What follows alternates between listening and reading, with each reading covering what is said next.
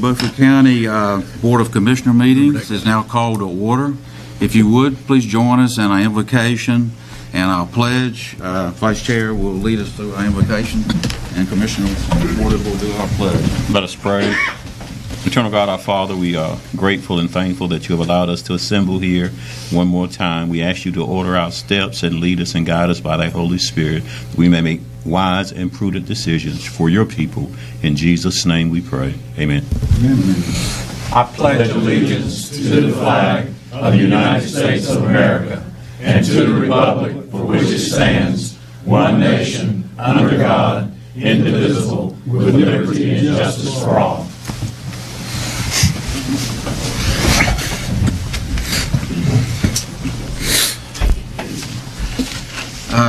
Start off by, does any commissioner have any conflict of interest that they'd like to disclose at this point? Hearing none, I need a motion for the approval of the agenda. So move. Second. All in favor? Now I need a motion to go into public hearing. So moved. Second. All in favor? Aye. Okay, Ms. James.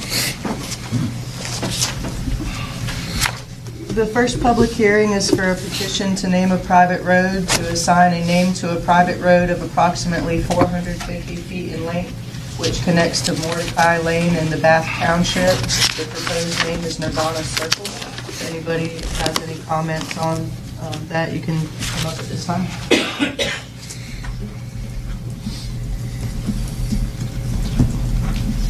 Hearing none. Motion to close. Second. All in favor? All in favor of what?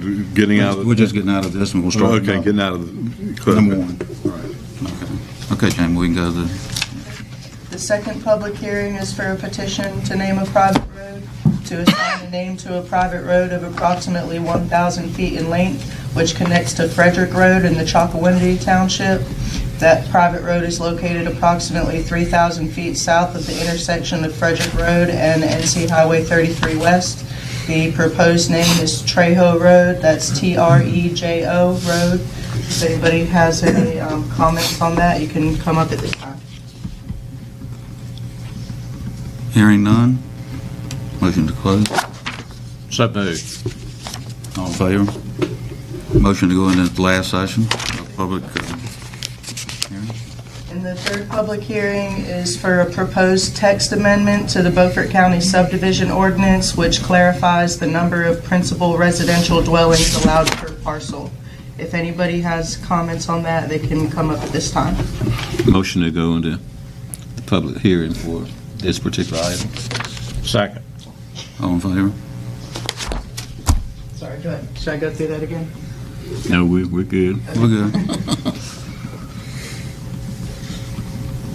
Hearing none. Motion to close the public hearing. Second. Thank you. All in favor? Thank you, Jeremy. Okay, we're going into public comments, and we have Miss Mish up here first. Good evening, Chairman Evans, Commissioners. Could you speak in the mic, please? Sure, Stan. Commissioner, sorry. Thank you.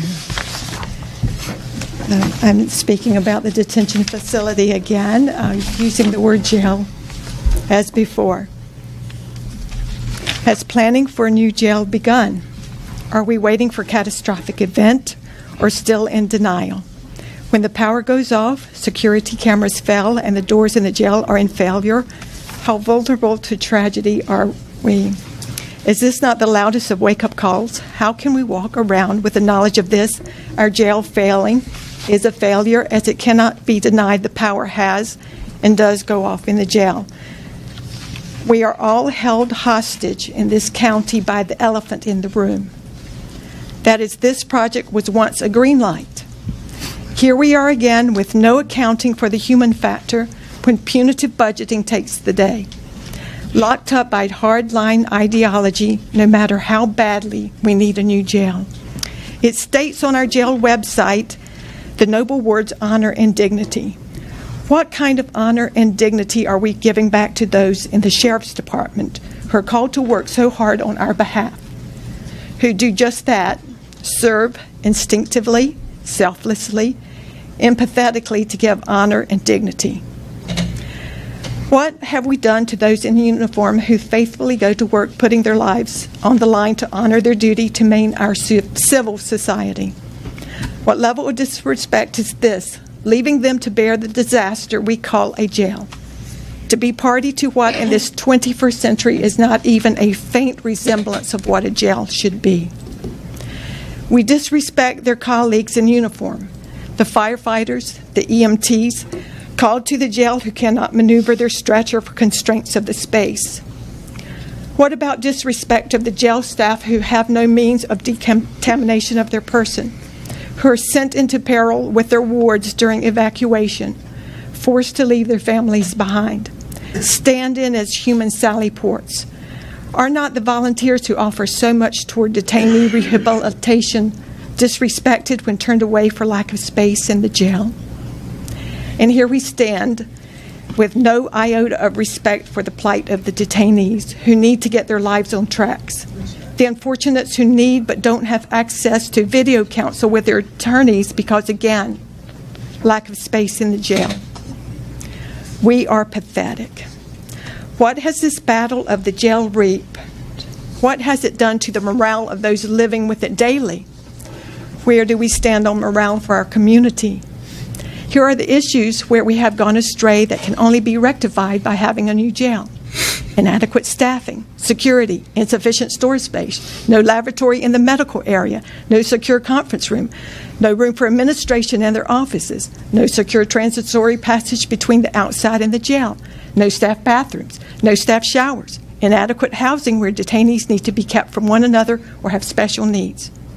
Are we still not getting the reality here? The physicality of the jail is not working. Where are we now in the number of federal civil rights lawsuits that have been spawned by our jail? The Beaufort County Jail has an unfortunate Wikipedia page referencing 1974. Do we want to become an addendum on that page, where we are another case study for law students and public administration students, using as an example the legacy of what went wrong here when we were mandated to build a new jail and why so far it hasn't happened? Can't we do better? Let's build a collaborative community. Visit the collective town hall, our waterfront, where this needs to be a new conversation. Take advantage of one of our greatest amenities, the fresh air that comes off our beautiful river. Clear our heads and work with neutrality when making decisions on laying the plans for a new jail. Dear Chairman Evans, the dire need for a new jail proved to me unavoidable since a grand jury tour of the facility left me baffled last November. Despite the turmoil and long-term politicization of the issue, we still need a new jail. The nature, structure, and cost of keeping this antiquated facility crippling along needs to end. I ask you to bring this issue immediately before the board and begin a plan for a new jail. We must all encourage community support, and with all stakeholders included in the conversation in support of the commissioners in this task.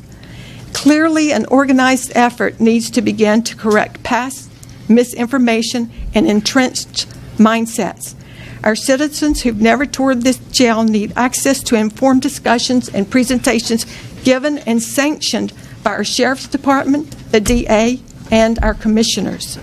A new jail built with professional oversight specifically for our community needs, one built with guidance avoiding mistakes from planning to opening, is the crucial step we need to take. Please invite the National Institute of Corrections for planning here now to get this started. I'll leave a copy of this letter with the clerk, Ms. Mosher. Thank you so much. Thank you, Ms. Mosher. Mr. Anderson?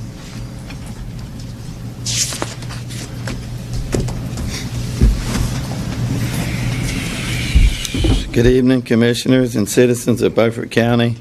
My name is John Anderson. I'm the uncle of the deceased Corey Anderson, who was my nephew. He was an inmate in the Beaufort County Jail. Corey is no longer here, able to speak for himself. So I'm here to speak for him and on behalf of my family. 1 year ago this month, the sheriff appeared before you. One of the things I recall from that night as we were here in attendance was a comment he made on the policies of the jail. And this is what the sheriff said using his words. And definitely they're not my words. But these are his words. He said, these policies, there are policies on everything from sneezing to farting in my policies. And for everything, we go by the book. That's why I said those weren't my words. They were his. Anyway, with that being said, we've been asking for one of the sheriff's policies since May of 2017. Which is when Corey died. In November meeting, Chief Deputy Rose appeared before you, us, and other citizens of this county. He brought forward a notification policy from the sheriff. We thought this was a policy we've been asking for. However, when the meeting went into closed session that night, exiting to the foyer of this building, we asked Chief Deputy Rose why wasn't Corey's emergency contacts called, noting the policy that he had just presented. Chief Deputy Rose told us that the policy he had just presented was not the same policy that was in effect when Corey was hospitalized in May of 2017. We asked him again that night for the policy from the sheriff, the one that was effective in May 2017. We got no answer. Since that night, we have continued to send requests under the North Carolina Public Records Law, General Statute 132-1, to the sheriff. We sent one in November. The reply back from the sheriff's office did not include the policy from May 2017. We sent another one just last week. We're still waiting again for the sheriff's reply. This is where we stand now. We continue to try to find out what the sheriff's policy was as of May of 2017. We still want the answers. We still need the answers. And it's just the right thing to do. Any family would want the answers to what the policy was, seeing as how Corey's emergency contacts were not called. Corey died in the hospital without ever seeing a family member before his death. The sheriff will not meet with us in his office, so we ask tonight for the sheriff to come before you. This is a plea to him to come back before you, before us, the people of the county, as he did last February, and bring the policy that we're asking for. This policy is a public policy, and by law, the sheriff, being the custodian of this policy, is to provide this to anyone who would request it. In another statement made by the sheriff that night in reference to the commissioners, he says, you're either one of two things. You're either ignorant to the laws and rules, and I don't think you are, or either you're doing this on purpose. So I want to use the sheriff's quote that he used back to him, that he used to you guys back to him. This is either one of two things. Either the sheriff is ignorant to the laws and rules, or he's doing this on purpose, that is, keeping the policy away from me and my family. I don't think he's ignorant, nor does my family think he's ignorant of the laws and rules.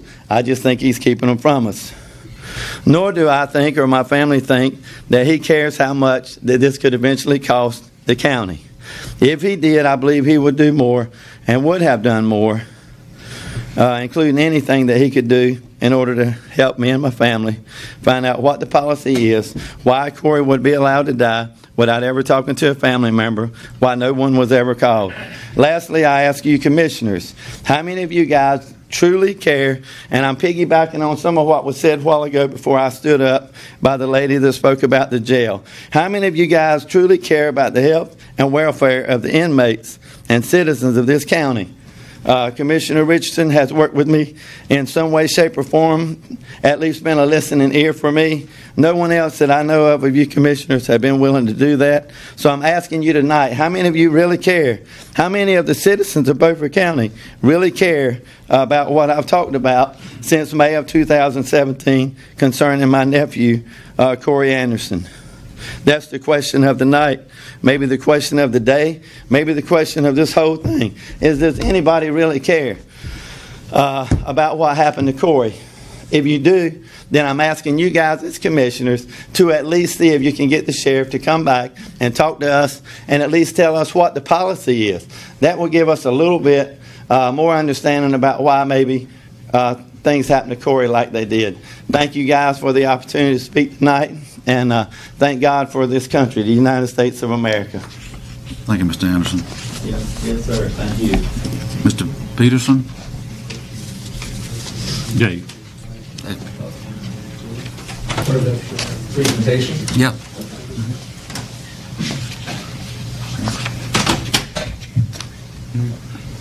Three people.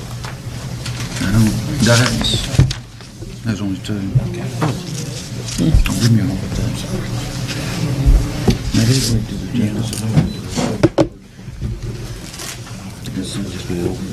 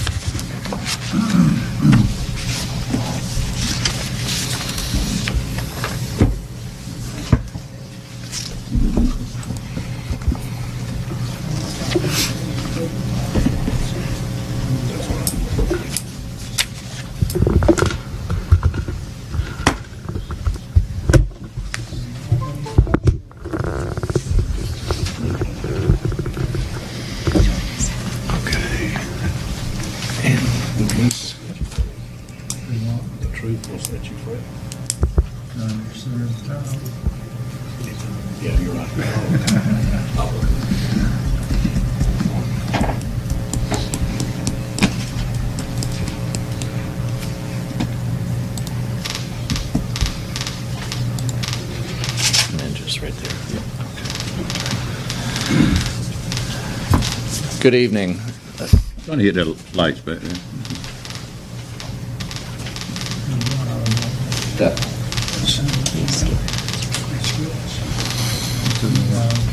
Actually, it should be on the remote key. On the remote. That's There shorter. should be a volume. Where it is. It's feedback.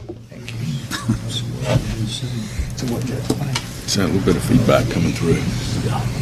Well, thank you for having me here this evening. Once again, my name's Dave Peterson. I'm the Central Regional Director at Trillium, and I've presented in front of you for the past 4 years. And so you look familiar. I know you're new, but I think about 4 years ago, Yeah. I think we have met. So, Maybe longer. yeah. So I first want to say a couple of things. I want to thank Commissioner Langley. He is the chair of our Central Regional Advisory Board, and this is his 4th year of doing that, and I really appreciate the effort that he's put forth. And he meets with me on before the meeting to go over the agenda and advises me on what needs to be talked about. I also want to thank Jim Madsen, who's on our Regional Advisory Board, but he was appointed by the Regional Advisory Board to be up on our governing board. So Jim does play a role on our governing board also, and so thank you, Jim, for working with us on that. So I want to do our annual report for y'all, and briefly, our mission is transforming lives of people in need by providing ready access to quality care.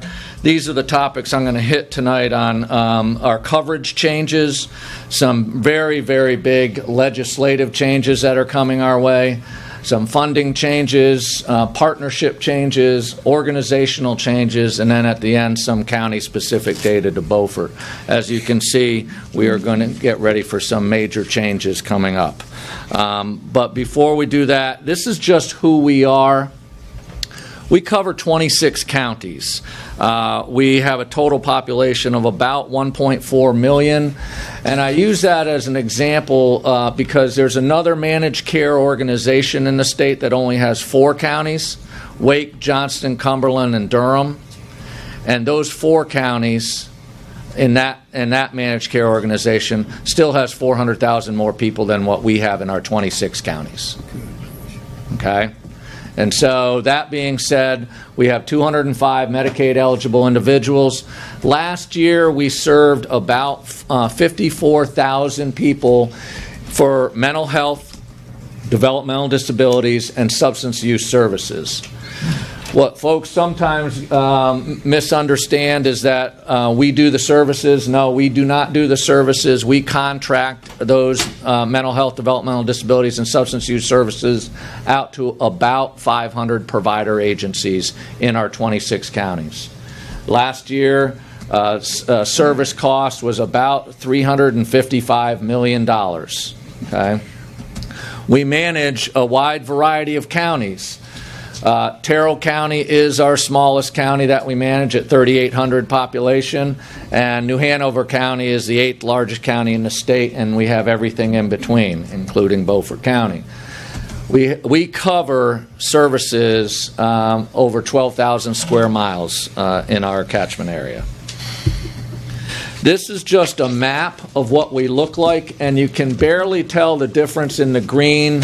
The little bit lighter green in the top region. There's 10 counties in the northern region. Check out the population of those 10 counties. A little over 200,000 people. And then the central region, which I'm the central regional director, including Nash, which isn't congruent to us or contiguous to us, but then Pitt all the way out to Dare County. We have 2.5 times the total population in the central region than in the northern region at almost 500,000 people. And in the southern county, which includes New Hanover, of course, they have over 700,000 people down there, and there are only 7 counties. And so we have a wide variety of services and supports that we have to lay out to each of these counties. So on the coverage changes, you may recall 2 years ago that Nash County wanted to join Trillium from another managed care organization. Well, this past year, the Secretary did approve that Columbus County, the Columbus County commissioners said that they wanted to join Trillium also. And so that's why we are now up to 26 counties, because Columbus County joined us in July of 2018. We wanted to make sure we were trying to give them some more provider options that they needed in Columbus County. Some of our largest providers went into Columbus County, including Port Health Services and Integrated Family Services. We've done a variety of different requests for proposals for specific services in Columbus County to try to get their needs met for services on mental health issues. This is one of the biggest changes happening as we speak. I've been doing this 35 years. This is a biggie. Okay, we have the legislators a couple of years ago had said that they wanted to develop a standard plan and a tailored plan. And it was interesting. This morning I was presenting at Nash County Commissioners meeting, and I said sometime this week the state is going to come out with who they have chosen on the private insurance company side that is going to be getting the standard plan. Well, at 2 o'clock today, so Nash County didn't hear what you guys are going to hear. Today they announced the private insurance companies that are going to be managing the Medicaid dollars that we used to manage, okay, for the low-risk individuals. So AmeriHealth, Blue Cross Blue Shield, United Health, and WellCare are going to be the ones managing the insurance companies managing the low-risk individuals. There were a total of 8 applicants, and then so Aetna and Optima Health did not get the contract. Okay, very large national and private insurance companies did not meet the standard of what the state is asking.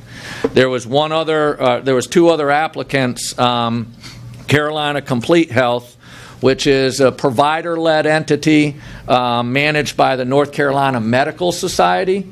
They did get the contract to manage 2 of the regions. But another company that's managed by the North Carolina Hospital Systems did not get a contract. And so, that being said, we currently manage all the low-risk, medium, and high-risk individuals. All right? And I use the example, if an individual only needs some basic outpatient services once a week or once a month, those are going to go, Medicaid services are going to go over to the private insurance companies now. Okay? So that money that we manage now for the low risk will go over to the private insurance companies. We will continue to manage the high risk individuals like we have been doing for 20, 30 years. All right? What that means, though, is two things. The total number of consumers that we serve is going to go down because the low-risk individuals are going over the private insurance company. But the other piece of this that the state has put into this bill is now we're going to be managing the whole person, not just their mental health issues, but their primary care issues also. So we're going to be having to contract with all the primary care offices that manage Medicaid. We're going to have to be contracting with pharmacies and a variety of other pieces to treating the whole person.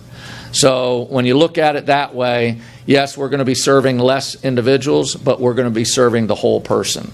And so those are the big changes in the sense of the legislative changes. It's all supposed to be budget neutral. All right? So that being said, there's a lot of work that's coming up, and I'll give you a timeline. So this is both for the standard and tailored plan. I didn't predict it to happen today, but it happened today that they made that announcement of those insurance companies. In July, those private insurance companies, and I'm not sure if you have ever needed to call Trillium, but currently we do have a 24/7 call center, all right, with licensed clinicians. Well, the private insurance companies are going to have a call center set up by July, all right.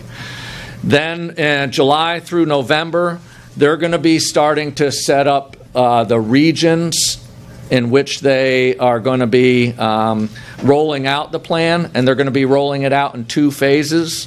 And in the notice today, the phases that were starting early were not necessarily ones in our catchment area. So the good thing is those 2 phases, or the first phase, we'll get to see what difficulties they have in the other part of the state. And then in February, or I'm sorry, in November, I'm sorry, the first phase goes out, and then I believe it's in March of the following year, 2020, the second phase gets rolled out. But it will also, the state will be throwing out a request for proposal for us to apply for the tailored plan, the high-risk individuals. So it's not like we have it, but I guarantee we are the best MCO in the state, so we will get it. I'm almost positive. So that being said, in May of 2020, the state will award the tailored plan. And right now in the bill, it says 5 to 7 managed care organizations will get that. And right now there's currently 7 managed care organizations overseeing that, and we're one of them. So the likelihood of us getting it is very, very high. We'll have a readiness review in February, and then July 2021, we roll out the tailored plan. 2021 may sound like a long ways away. It really isn't. So some of the funding changes that I was talking about, so the standard plan insurance companies that I mentioned, they will be getting some of our funding, all right, and to manage those Medicaid dollars. We will be covering the higher risk individuals, but our per member per month, the PMPM, will be higher because these folks are the most difficult individuals to manage.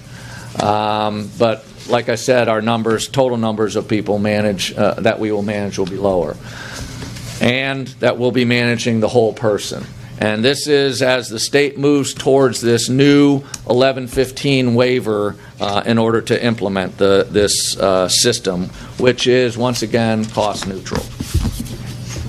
So some of the partnership changes is because we want to make sure that we get approved when we apply for the tailored plan, we have partnered with 2 other managed care organizations in the state, Alliance, which is the central part of the state, Wake, Johnston, Cumberland, and Durham, and then VIA, which covers 23 counties in the western part of the state. So we have, between the 3 of us, a majority of the counties underneath us. But once again, this isn't a merger, but we're doing a lot of meetings with those 2 other MCOs on how we can make sure that when we do apply, that we have the best foot going forward between the 3 MCOs on what does VIA do really well that we don't, what do we do really well that the other 2 MCOs don't do well, and try to make sure that our applications are strong. Okay? And since we just got notice today about who those insurance companies are, we're going to have to be partnering with them on how to transition the individuals over to the private insurance companies that are low risk. So with that being said, some of the organizational changes, you heard me mention that we're going to be treating the whole person. We are going to be doing a lot of work trying to make sure that we're addressing the social determinants of health. And Jim Madsen has been working on social determinants of health for the past 6, 7, 8 years and is very knowledgeable of that. And we're learning what are the needs out there for just the basic health needs. Trying to make sure that housing, transportation, healthy eating habits are being addressed through this through the social determinants. So we are going to have staff to oversee that.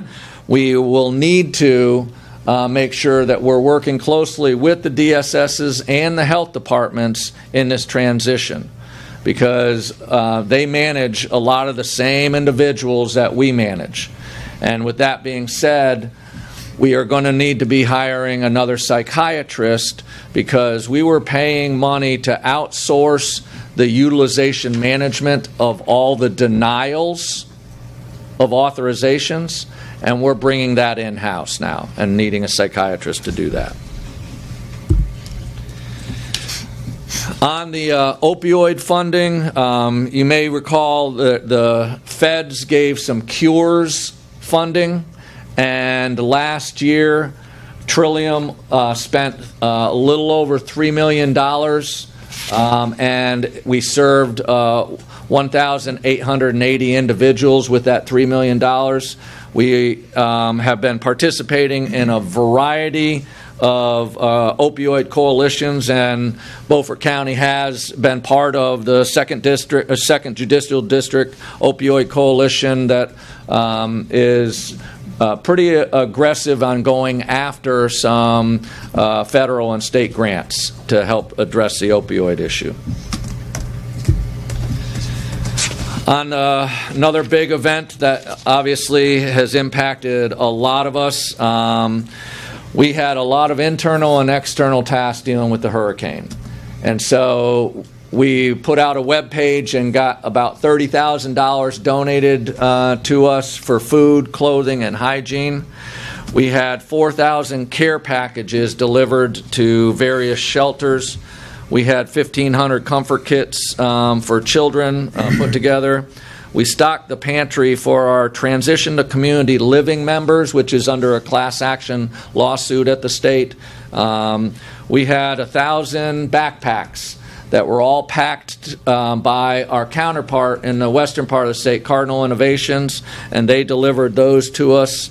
We also applied for a FEMA grant, which is called Hope for NC, and we are working on trying to make sure that that gets into every county to help folks get connected if they're needing services and supports in relation to the hurricane.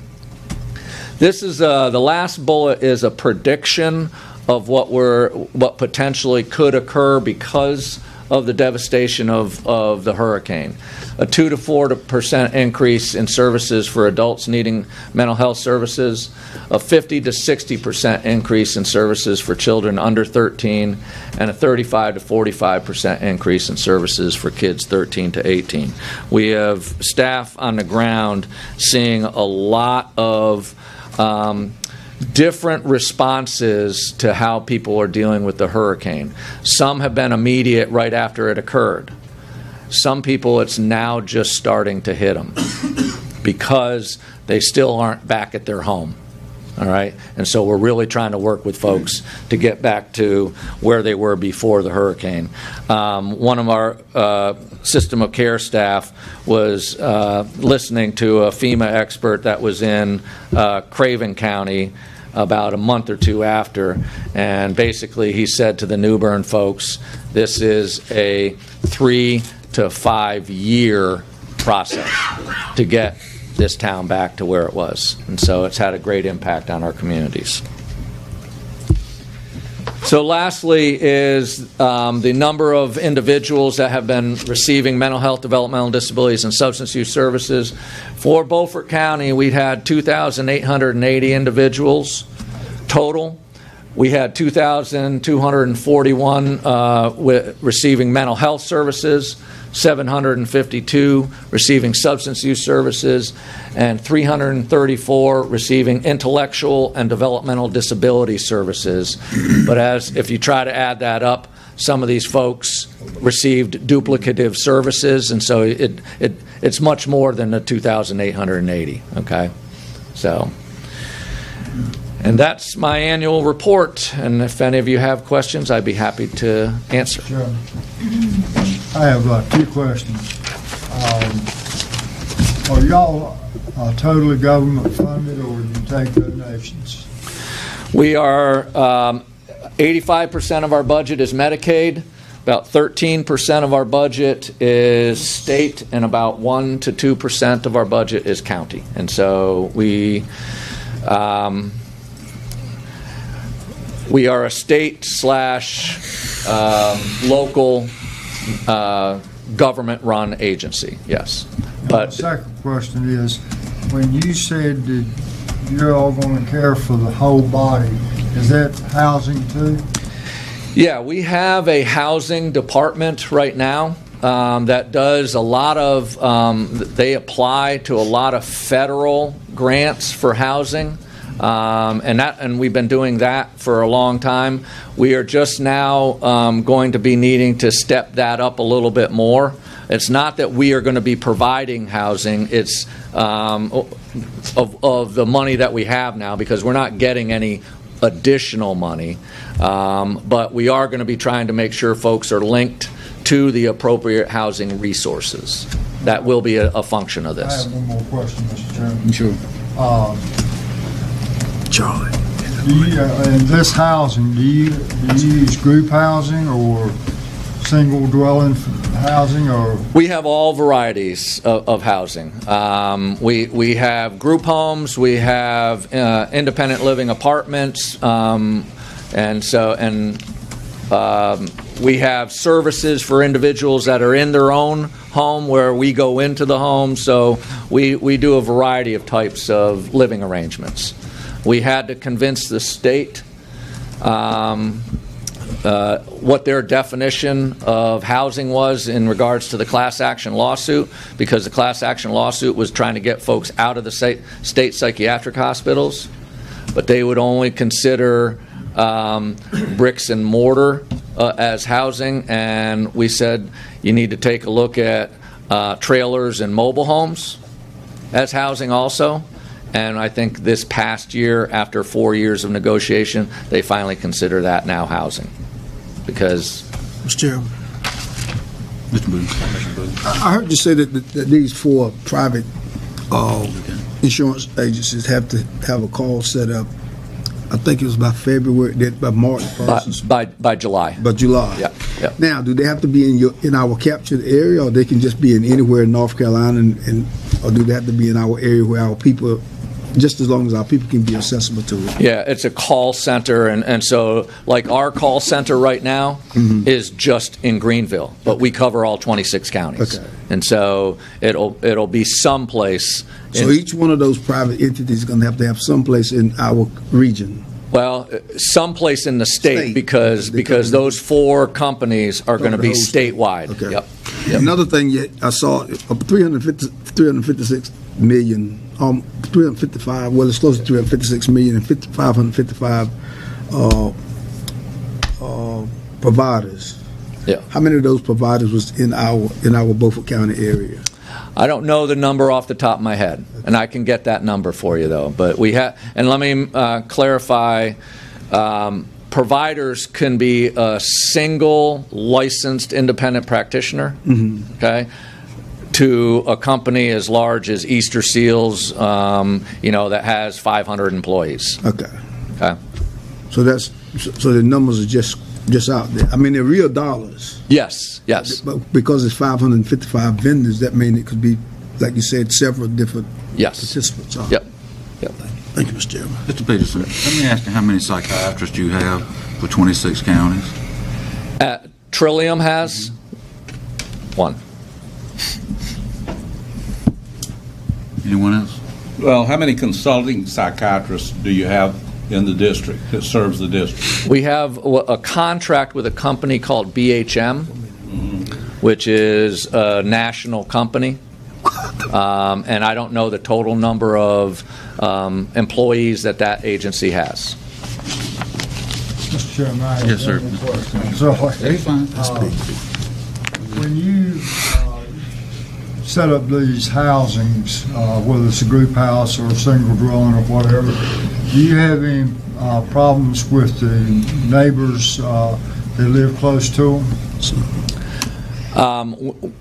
It's all about education, and I think you're referring to all the NIMBY issues out there. And I think the more we educate, there was, and if folks are familiar, there was an Oxford House, which is a national model that just opened up in Nash County, an 8-bed or an 8-room house out there, and they went around the neighborhood and started talking to folks. And I was there at the grand opening a couple weeks ago and talking to some of the clients in there, and they've said they've met the neighbors, which that in itself means they've done the reach out for that. Right. I'm a believer in making sure, because you shouldn't have to hide that. I agree. Thank you. Thank you, Mr. Peterson. Thank you so much. Okay, we're down to items for consent. Motion to approve. Mr. Chairman. Yes, sir. I have an item I'd like to take off. Okay. And review. Okay. It's the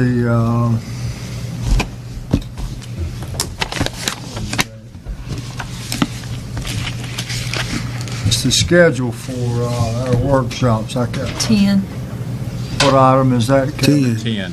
Number 10, yeah, there it is. I'd like to discuss that a little bit later on.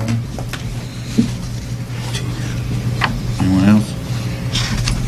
Motion to approve the amended. Yeah. You have a motion? Yeah, I made a motion. I just amended it. Second. All those in favor? Mr. Chairman, we can discuss the budget workshops. We'll discuss my item that I'm bringing up to discuss the fiscal budget, 2019-2020 fiscal budget, if that would be okay with Commissioner Brand. You say putting them together? Yeah, put them together. Okay. That's tonight. Need a motion to, I need a vote on, vote for approval of the amended agenda. So moved. We got a second. Did everybody vote? Oh, I haven't voted. Okay. All those opposed? All right, the motion's approved. Brian, did you want to bring up the workshop now? That's her. The board would like to take it. So Stan wanted it with his item. Should I discuss mine now? My issue? Where is it up here? It's down like the 6:20, 6:25 hour. So we're getting kind of close. Okay. What's that? We can do it now if that would be the wishes of the board. I don't care. We got to hear you sometime. That's right. You sure do. Huh? Loud and clear, too, I hope. You going to be listening loud and clear? All right. Thank God. What you got? The reason that I wanted to take that off and discuss it was the meeting on 3/4/19. We're going to be in Washington, D.C. That's actually not a meeting. It's when that's when the expansion budgets are submitted. That's when the budgets come back to the staff. That's not actually a workshop. No, sir. Not the workshops are listed down at the bottom where it shows budget workshops. I got you. Yeah, he's already on. Very good. That's all I got. Thank you. Is that all action you need on that one, Gary? That's all the action you want on that? Is that all the action you needed on that item? Yeah. Okay. This good question's been answered. Go ahead. Then if the board would entertain a motion on that, we'd go ahead and. Second. Second. This is on page 42, right? Yeah. Okay. All those in favor? Any discussion? All right. Thank you. All right, items for discussion. Commissioner Richardson? Well, I asked the manager to give us an update on the FEMA flood maps for the public's information to know what this is about.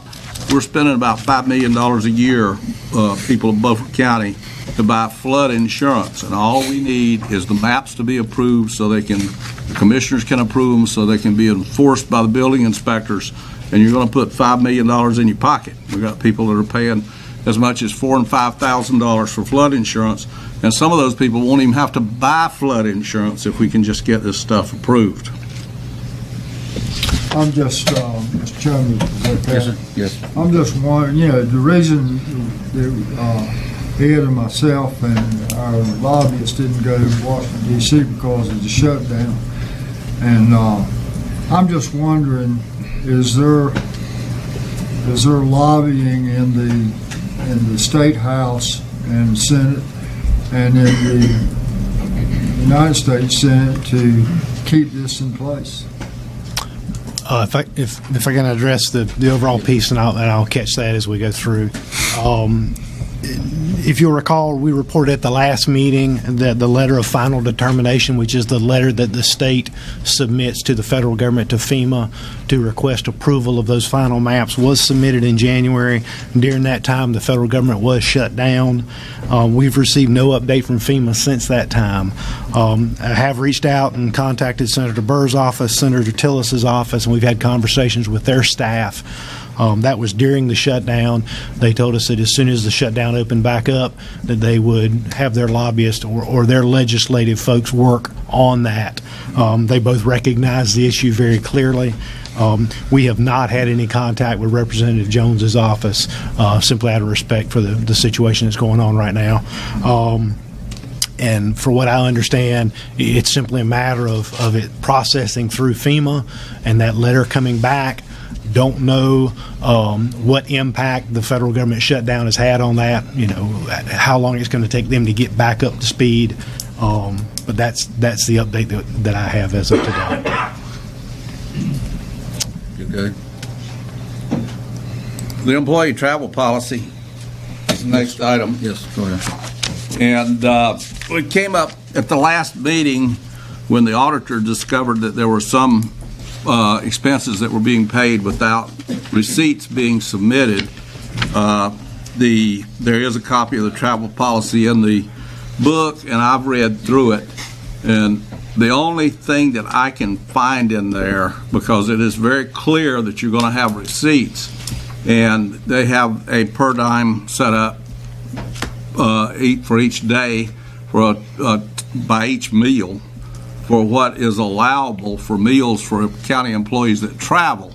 And the only thing that I can see in there is, even if you're collecting, and this is a question, even if you're collecting per diem or per diem, whichever way you want to pronounce it, even if you're collecting that, you still have to have receipts, because the purpose of the per diem is when you spend more than what has been allotted.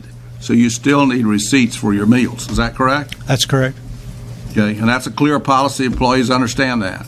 Yes, sir. And if I can clarify, the comment made by the auditor was that, and that was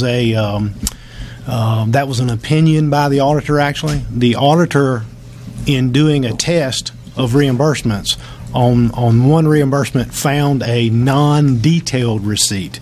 All the receipts were present, but it was not a detailed receipt. An example may be like a credit card receipt that didn't say you bought a sandwich and a drink and a dessert. It just had the final credit card bill. So what the auditor recommended was that there be detailed receipts. It is not a violation of our policy. If you'll look on page 150 of your agenda book, under Section 4, Item A, Number 2, it reads, reimbursement from the county. All reimbursement requests shall be supported by original receipts and signed by the employee and his department head prior to submission to the county finance office. So we are doing that, and what the auditor suggested was their opinion. We were not in violation of our policy. Our policy is you turn in an original receipt. It doesn't require you to turn in a detailed. We do internally ask that be the case, and we enforce that internally. The reason I would recommend to you that you keep it the way it is that we address those issues when detailed receipts don't come in. We tell folks that that's unacceptable, and that they need to do that. If it continues, then we do not reimburse them. My concern is if you write in there detailed receipt, then if somebody misses one, which occasionally people will miss one, then we will be violating our policy. If we say, like it is written now, that you turn in a receipt, then we have not violated our policy. We internally control that. The finance office reviews those receipts to make sure that they are what they are and they're reimbursing what they're supposed to be reimbursing. And that would just be our comments on that. Most modern receipts today that are original receipts have enough detail on them so you can see what's going on. What happens is when you take a purchasing card or a credit card and you pay for some item, sometimes it will include the detail on that, and sometimes it will just be the receipt for the credit card that just says you paid $15 where you sign. So what we always ask our folks to do is that they attach that detailed receipt, and that may be the menu item that came off with it or something. So we are doing that. I don't, with that explanation and having read that policy in detail, I don't have a problem with the policy the way it stands today. Okay. Beaufort School District. Well, we paid for NC State. They made an appearance before us about a year ago to do a study to develop a database on how to efficiently district not just schools but transportation and a whole bunch of other things. And we do not have a report from that yet. And they estimated when they were here that it was only going to take them a couple of months to get to where they had a report. So my question as a commissioner is, where is the report? Be glad to answer that. Had a conversation with Thomas Dudley, who is with NC State, the ORED group. In their initial work, they were relying upon contact with the former superintendent. And during the process of which, when Dr. Phipps left, that process pretty much went on hold. As you recall at our planning retreat, Mr. Cheeseman, who's the new superintendent, has been in contact with them. We've talked. My last conversation with Mr. Dudley was that it would take them about 6 weeks to complete the project, and they are back on track now with that. We have not paid them any money as of yet. So what's the due date? He said about 6 weeks. They've already requested the additional information from the school system. They need some updated information, and they have their direct point of contact now with the superintendent. So 6 weeks from last week. Okay.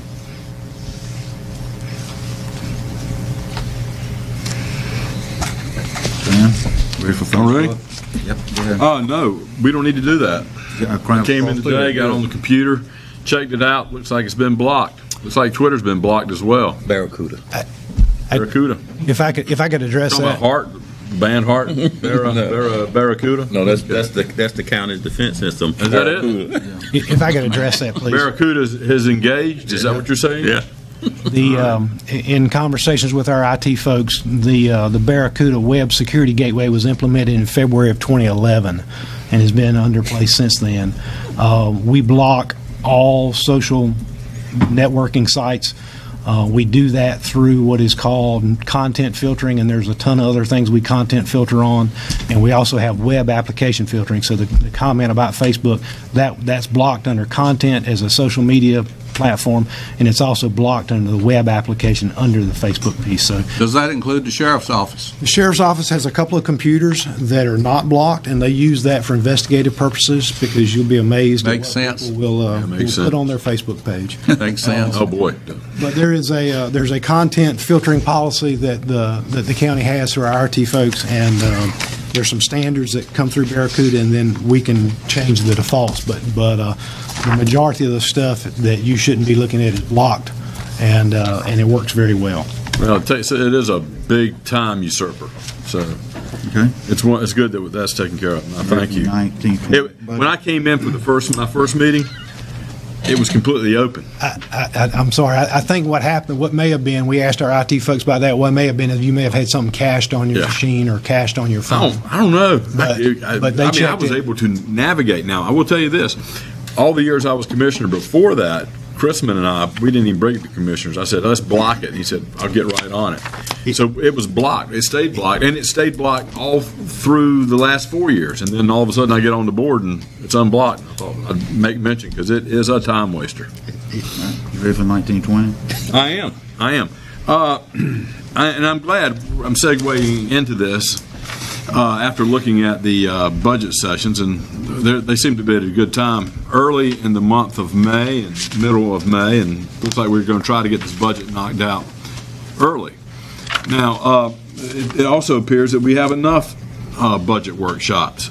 We may need to engage in some of these shops for enough time to seriously examine the budget, examine what we need to do. But if I could digress back to when we met in our retreat with the school system, with the new superintendent, Matthew Cheeseman, he stated that he is strenuously going to advise his board to look at their budget on a zero-based budgeting method as opposed to a baseline budgeting method. Now, Beaufort County has long used the baseline budgeting method rather than the zero-based budgeting method. To explain that, the zero-based budgeting method, which I would prefer, and which Matthew Cheeseman, Superintendent Cheeseman, is going to prefer, is to take each line item, examine it, and ask each department head to defend the expenditures that they bring forth. And then we as commissioners, through oversight and budgeting, we figure out how much we think they should need, and with the help of the manager. And I know there's going to be a lot of discussion about that, and there's going to be a lot of research done by all of us to affect a proper budget. But I would like for us as commissioners to engage in a zero-based budget process, at least consider it, rather than a baseline budgeting process. Now, I'm bringing this up in February because we have 3 months before we're even going to be getting into the meat of this. So I want to talk seriously about it tonight and see what my fellow commissioners feel about this, and if you have any ideas to offer. Well, I support the zero-based budgeting. I think we need to look at more things than we look at, because there's a lot of stuff gets wasted and buried in the budget. I mean, after all, our budget is about $60 million a year. It's a lot of money. And when all you're doing is adding to last year's expenses, you don't know what you've left out. You don't know what's duplicated in there.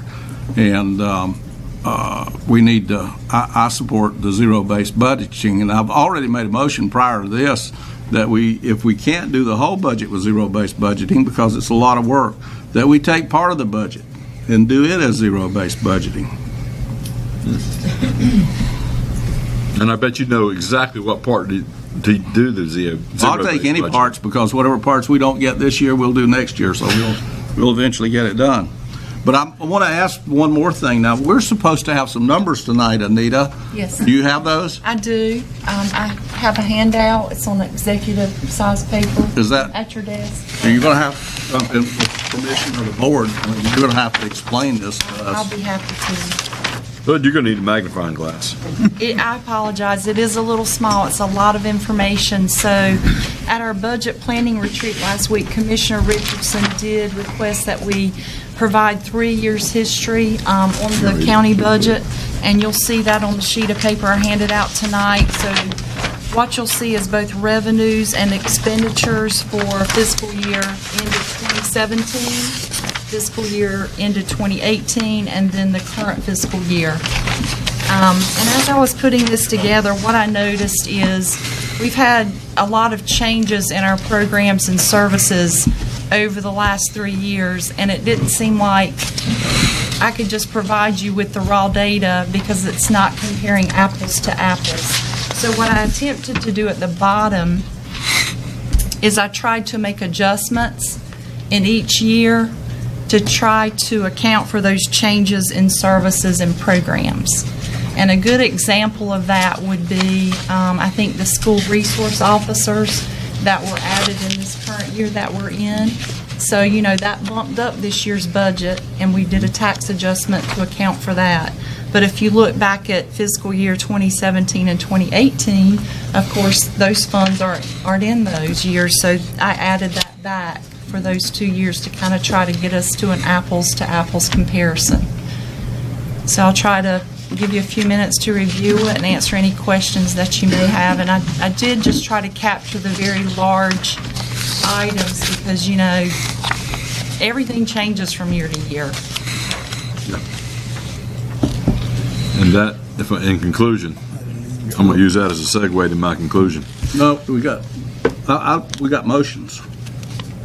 I want to make a motion. You want to make a motion? I want to make a motion that we take part of this budget, or that we take 25% of the budget and do it as zero-based budgeting this year. Okay. And then I'll That's my motion. Very well. You want a second? I'll second it. And then I would like to say what I was getting ready to say. Okay. In defense of Hood's motion, which I'm seconding, if the school system is going to use zero-based budgeting for 100% of their entire budget this year, just so this new superintendent can get a handle on the expenditures to better allocate funds, we commissioners, Lord knows, we commissioners can look at 25% of our budget closely through a zero-based budgeting process. And that's the conclusion of what I bring forth, and also to promote that we all join Commissioner Richardson on this issue. Anyone else? Brian, would you or Anita explain the process that you go through now with each department head? Yes, sir. Be glad to. The process overall is that we have a budget planning session with the board to give us direction on how they wish for us to proceed policy-wise. If there are any changes at that time that they want to give us for policy reasons that may impact how we put together a recommended budget for you. From that, we go to our department heads, and they are given prior year information. They have access to Munis, which gives them all the information they need on all expenditures going back 4 years, 5 years. And what we ask them to do, we give them a spreadsheet. We first ask them to roll up the existing year to let us know where they anticipate finishing out the year. And then we ask them to plug in what they're recommending for the next year. They do that by going through their budgets, by looking at historical data to determine where they need to be. That information is rolled up in a line item budget and presented to the finance office. We then, the finance officer and I, along with the department head, sit down in my office and go through those budgets line by line. And essentially, they take their first cut, and Anita and I take the second cut on it. We look at those. Anita and I have our computers where we see Munis, and we have conversations with the department heads at the time about each individual line item and where they are and what they've requested. Sometimes we'll look at it and say, looking back at the historic data and say, this doesn't look right, you got too much in here. We may say you don't have enough in here based on what we're seeing. So we adjust those numbers based on that individual conversation on a line item basis. We then roll that up and it gets presented to you. You get in your recommended manager's budget, you get the individual line items, and then you get a rolled up summary of each department, and then at the front you get a rolled up department. So that you see it in as much detail as you want to. I think we show 3 years. We show 3 years back, and then we show going forward recommended. The board then gets the budget, and we take it in as much detail as you want to take it in. Our offer to the board at the planning retreat was we're happy for any of the board members to come and sit with us during the time that we review the budget, but we just need to know how detailed you want to see it. You see it at the line item level in your recommended budget when you get it. If you want to see more detail than that, we're certainly glad to give you access to Munis and have that available for you however you'd like to do it. I would say for the board, if you want to go line item by line item, we're going to need more budget sessions. So you said we have access to Munis. We can sit down at your central computer and look at it, or can we use up I could tap in my computer into your space, your URL? You can do it on my computer. On your computer? We have to get you set up. We would have to get it set up, yeah. If that were the case, we can get our IT folks to set it up. It's not available from outside. But yeah, it would be nice for the commissioners to have a portal in the Munis. Just one portal, and we could all just tap right in there whenever we want to. It could be in an undisclosed location, so only we know where it is. If you're interested in doing that, we can set you up. You're receiving monthly updates on the budget. If you'd like to get in more detail, you're certainly happy to provide you that detail, and you can get into Munis, and we're happy to do that for you. It's whatever the board wants. Okay. How much flexibility is there in that budget? When you're sitting there with a department head, certain things are mandated either federal or at the state level. Here's the dirty word that we keep using every year that we get beat up on. How much? But again, as I've done for the last however many budgets we put together, I want to explain that. What we call a continuation budget, which unfortunately has been termed to be something terrible, is we ask the board during the process, are there programs or services, policy level decisions? Because the Board of Commissioners is the policy setting organization for this county. It is not the county manager, it's not the finance officer. The board sets policy and we follow through with that policy. So from a policy perspective, if there are programs or things that you don't want and you want us to change, then we need for you to tell us that. Absent of hearing that, what we present to you in a recommended budget is what it takes to do next year exactly what we are doing this year. Anything different than that, we bring to you, it could be a plus or it could be a minus, we bring to you in what we call service expansions. Again, people have seized on service expansion. When I say expansion, I mean plus or minus. You may have a department head come in and say, this is not working, I want to take this out. Then what we would do, because it is a policy decision from the board's perspective, it's not Brian Alligood's budget, it's not Anita Radcliffe's budget, it is the budget of the Board of Commissioners to get done what you want to get done for your constituents. So we bring that to you and we say, we think you ought to expand this because this works really well, and we give you that. That's what you see outside of the recommended budget, outside the continuation budget. We may bring something to you that says, we think you ought to get rid of this because it's not working. But you make that final decision. If you say we like this, we want to add this, then we take the continuation and we add that in on top of it. If you say I don't like this, I want to take it out, then we take that out and we bring you the final budget for you to adopt at the end. That's the process. Now, we're game to doing it any way you want to do it, but that historically, in every budget I've ever produced since I was been a county manager, is how I've always done it. I'm happy to do it any way the board wants to do it, but absent hearing from the board, we want to go in a different policy direction. It's my obligation to provide for you what it costs next year to provide the services you're currently providing this year, unless you tell me you don't want those services, and I've not heard that yet. So we're getting started here in February. We're discussing this tonight. We're getting ready to take a vote on Commissioner Richardson's motion to look at 25% of the budget through the the optics of a zero-based budget. So, bearing that in mind, we're going to meet again in March. You're asking if we have anything to discuss, we should bring it before the board early on. So you'll have it going into the preparation of the budget where we meet in workshops in May. Am I right? We are asking for policy direction on the board. Starting now? For the budget. We could come and we could have a line item, agenda item, for March. If any of us have any thing we would like to talk about.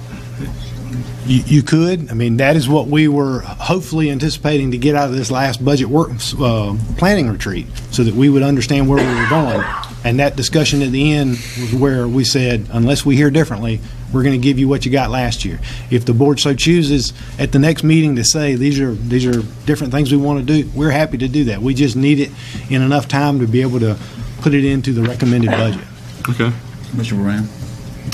If I understand you correctly, in services, as it stands right now and the economy grows, our services are going to continue to be higher. Is that correct? I would say that, I mean, if I think I understand what you're saying, the question, we have a level of service, there is a level of service that the Board of Commissioners has chosen to provide in the county. That level of service, as inflation grows and as costs go up, to continue to maintain that level of service, in some aspects it may go up, in some aspects it may stay flat. I mean, just think about in your average, on your day-to-day life. Does gas go up? Well, it goes up for us as well, you know. So there is a factor of the budget growing simply because of inflation and costs.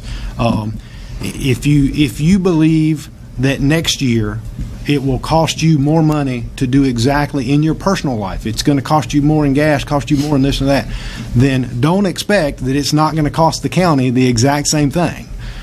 Because we are under those same constraints, unless you tell us, you know, you may on a personal level say, I'm not going to the movie anymore, so that's where I'm going to save my money. Well, you need to tell us as a staff, I want to do away with this program. Otherwise, we're at the same mercy of the economy that you are on a personal level. Right. Yes, sir. Okay, I think we're ready to vote.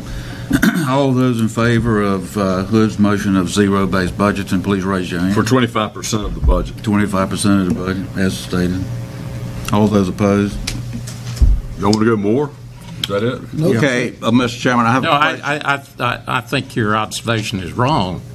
If you look back at the way it's been done since Brian and Nita was here, through the budget workshops, you can ask questions of the department heads or any of the outside agencies when they come in. Mm-hmm. So you've got a chance to control the budget all the way down to the very end. Oh, well, I know that, but all the way down to the very end. But what I'm understanding, Commissioner, is that when we start off with this, and the way this has started, as of the retreat, and Brian asked that we give him direction beginning then. Tonight would be a night we could give some direction. I think we just gave some direction. And then coming up in March, we can give direction. But I think he wants some wholesale direction as to what to do. So if you say, I see that this program may be too costly for Beaufort County to afford, and one of us were to bring that in March, or even tonight if somebody has something to bring it up, since we've got it on the floor right now, if it's still on the floor. Chairman, it's not on the floor anymore? Okay, well, next meeting. We're voting. But the way I see it is, we bring it up, the commissioner would need to defend cutting that program or limiting that program or seeking efficiencies in that program. And I think we need to not only consider this at the budget workshops beginning in March through May. We need to be making suggestions, and I think we need to do it sooner rather than later after hearing the manager's argument. Mr. Chairman, I need to ask a question about the numbers that Anita gave us. Go all the way to the bottom right-hand corner of the page, which is the 2018-19 budget, revised budget, the $59,213,277. Is the money that we borrowed included in that number? actually, that is included in the 17-18 budget. I think Commissioner Waters pointed that out at the budget retreat, and you and I both were thinking it was actually the year before. It was the current year, but it was last year. Okay. Then I want to make a motion to set some policy. And I want to take that number and direct the manager to bring us back a budget that is 5% less than that number. Second. That's a viable number. That's setting policy. That's actually, it's not zero-based budgeting, it's baseline budgeting. You're saying 5% decrease the cost of governing Beaufort County by 5% and figure out where to cut. That's what I'm satisfied that there's that much waste, if not more. That item's not on the agenda. It could have been there. What do you mean? Huh? What do you mean it's not on the agenda? We're discussing the budget. We agreed at that meeting that we would discuss policy tonight on the budget. And Anita would bring me these numbers. And if you recall, I said to Anita, when I see the numbers, then I will know how to use them. What is your motion? My motion is that we reduce the $59,723,000. That's for the whole year, right, Anita? As it stands as of today. Best numbers we have. That we reduce that number by 5% in the budget that the manager brings to us. No, second. Second. Yes. Is there a second yet? Yeah, Stan second. So we have a discussion.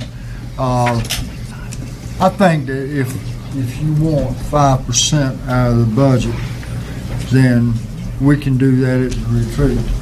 I mean, at the budget meetings. There's probably 5% waste in the budget. I don't have any idea there's not, but we can do that when we all sit down together, and if we see something that we don't like, we can adjust it at that time. That never happens because every budget. It don't matter. It could happen this time. Well, I want a policy. The manager talked about wanting a policy, and we're giving him policy when we do this. My moment to speak. 5% is exactly of the budget numbers that Anita gave us. Roughly, give or take a few $100, $2.986 million. That's what we're looking at. I just heard the manager say, if you're going to give me any direction, start giving it to me now. I mean, he said it's clear as day. And then I joined into talking about doing it next month, since I'm not prepared this month to make any succinct declinations as to what we should cut. So I would like to, I've seconded this. I think we need to consider giving this direction to the manager now in the amount of $2.986 million. I mean, if that's not a good number, come up with another number. But if right now as it stands, you're saying, Mr. Manager, give us your budget, then we'll approve it. I think we should give him direction. That's our job. And I know I've done this 18 times. I've never done a budget with this board. I've done a budget with some of the members of this board. But well, you know how I feel. I know how you feel. I know. God bless you. You're consistent. That's right. And I'm consistent. But I know that what happens is we talk a good game, and we keep talking a good game until it comes time to vote for the budget, and then we capitulate, and then we say, okay, we'll do whatever you say. You know more than we do, Mr. Manager. So what's going to happen is the people of Beaufort County are going to get another tax increase. I think if we're not going to do zero-based budgeting, let's give some direction and let the manager find it. Otherwise, we can do a zero-based budget, and we'll help him find it. That's in context with what everybody said here tonight. It's been called a question. I did. Time to vote? Yes, sir. All right. All those in favor? All those opposed? Looks like you guys not going to get a tax decrease this year. Well, Okay. Mr. Chair, Yes. according to my colleague's numbers here, almost $3 million, and as I promised them at our retreat, if they can tell me where they can cut $3 million, I will support it. But they can't tell me. I'm not voting in the blind. We're going to tell you when we get into examining the budget. That's what you guys said. Bring it up then, right? Well, you're going to get it. You're going to get the decreases. All right. You voted against them every year that I have presented them. You have a 100% record of voting for tax increases. You are so correct, Mr. Richardson. I did. and you have a 100% record of not voting for a budget. That's right, because they're all bloated and there's waste in them that you would not believe. I have a question. We're going to meet March 4th. March 4th is our next meeting. No, that's when they pass out the documents. Next March 4th is our next meeting. What can you do? No, it's the second Monday. It's the second Monday. Very good. I'll have something on the 11th. Mr. Chairman. Yes. I'm going to show you something. I'll show you a little bit. Just for a little bit of clarity. Hang on, Stan. Just for a little bit of clarity, $2.9 million equates to the entire funding for the community college. Good Jesus Christ. It equates to the entire... Wait a minute, Mr. Manager, you're playing politics right now. No, yes, you are. When you're sitting there implying that we're going to knock out the community college because Stan and I have asked for a reduction, you don't need to get involved in our deliberations up here and start playing politics, because that's what you're doing. No, sir. You need to run for office if you want to do that. Mr. Manager, let me $3 million will cut out a whole lot of stuff. I'm trying to put it here, a little bit there. We'll make it work. I'm simply trying to put in perspective what we're talking about. Then use 5% on everybody's budget. Don't say we're knocking out the community college, because that's not what we're doing. Oh, yeah, I'm irritated about this. This is politics. The manager has stepped out of his realm into politics. We're moving on to items for decision. Jamie? Okay. Under item number 1, under items for decision, first thing we have is the petition to name a private road, Nirvana Circle, in the Bath Township. You should have an agenda abstract in your packet for that item. The summary: a completed petition to name a private road was submitted by Mr. Ronnie Beck to name a new unpaved private road of approximately 450 feet in length, which connects to Mordecai Lane in the Bath Township. The road would serve a 3-space minor travel trailer park, which meets the requirements of the Manufactured Housing and Travel Trailer Park Ordinance. The road, as shown on the proposed site plan, is 25 feet in width, which meets the minimum requirement of 20 feet in width outlined in the ordinance. The applicant will gravel the road. It has not been constructed as of yet. An advertisement was run in the Washington Daily News for 2 consecutive weeks, and notices of the hearing were posted as required. The Beaufort County E911 ordinance requires applicants to supply 3 proposed road names. Those submitted with the petition are listed in order of preference: 1, Nirvana Circle; 2, Happy Place Circle; 3, Marsh Circle. Staff has determined that the applicant's first proposed name, Nirvana Circle, does not duplicate any existing road names within Beaufort County, nor do any sound-alikes exist. You can see the attached property map and site plan showing the subject road, and staff recommendation is to approve the applicant's proposed first choice of Nirvana Circle. Motion to approve. Mr. Chairman, let me comment on this. This should never have been brought to us to begin with. Staff may be recommended it, but it's totally out of order for staff to do this. This is 3 camper places, 3 campers that are being put on about a 2-acre lot or down that comes off of a main road. This is, in naming this, it's a U-shaped driveway.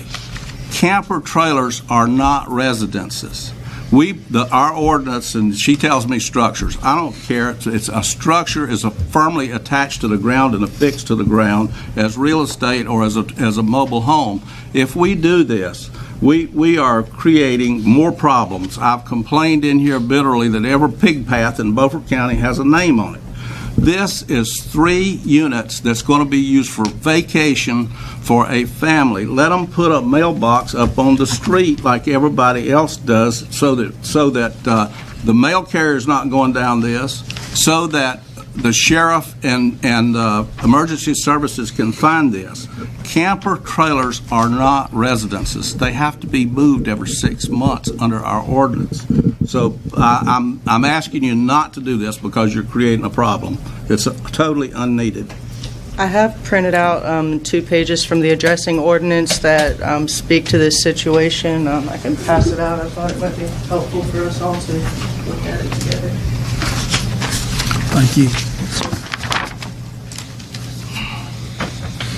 Now, while she's doing that, if I may, Mr. Chairman. Yes, go ahead. The addressing committee worked on this before this was turned over to Mideast for administration here. And our whole purpose in doing this is to stop these phony addresses from being given out that are confusing to the sheriff and the EMS.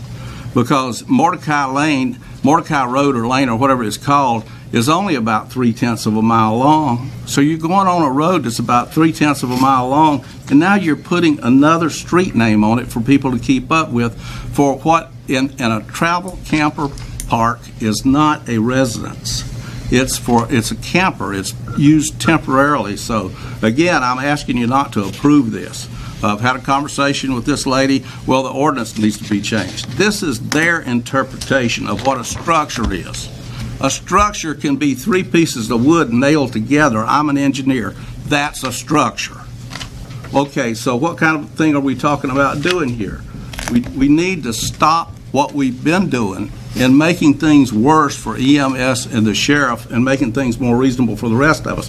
This is not even a legitimate subdivision of land. It's a 2-acre lot that fronts on a road. So I'm hoping that you won't vote for this. At least table it if you must until next month so we can figure out what we want to do, because this is not good policy. Mr. Chairman. May I ask a question? Yes. The part that you're showing us is the highlighted part here. Is that what Yes, sir. Jamie? And as it states right now, if we was to do this, we are within our policies, aren't we? Yes. And if we go back and amend these policies, it's not retroactive, is it? I think it would be helpful if we go through the ordinance, if you don't mind. But no, if you change the ordinance, that only changes it from that date moving forward. It's not retroactive. That's to answer your question. Yes, sir. Then we should table this until we can get our ordinance straightened out, because what's going on here is the planner's interpreting a structure to be anything that anybody sticks out there. A rabbit box, 3 pieces of wood nailed together, a camper trailer, a brick home, all of that they're interpreting as being something that's worthy of having a street address. And we're just making trouble for ourselves, for EMS and for the Sheriff's Department. A mailbox up on the road for it's a temporary residence, lot 105 Mordecai Road, Lot A, Lot B, and Lot C. That does it. It's only 200 feet off the road. It's a private lane. It's not a dedicated right-of-way. And we've had serious conversations within the group that's working on this about it needs to be a dedicated right-of-way before it's named. This is not a dedicated right-of-way. It's so far from where it should be that it's unreal. So if you have a tendency to want to approve it tonight, I guess a motion to table is in order. Second.